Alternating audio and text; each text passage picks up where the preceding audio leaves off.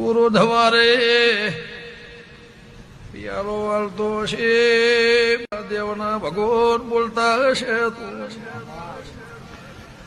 લાકડાનું સાપરું હતું સાપરું જતું રહ્યું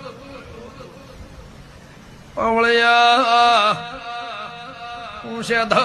રાવળની યમરાજ ભાઈજી માતા ભાઈ મેરડી હુના પાયા બેહીજી સાપરું લાકડાનું જતું રહ્યું કે હવે જાવું છે કે બેહવું છે